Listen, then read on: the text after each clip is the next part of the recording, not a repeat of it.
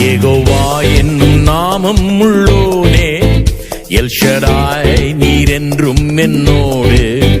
யெகோவா ஈரே தேவைகள் சந்திப்பீர், என் குறைகள் நிறைவாக்குவீர்.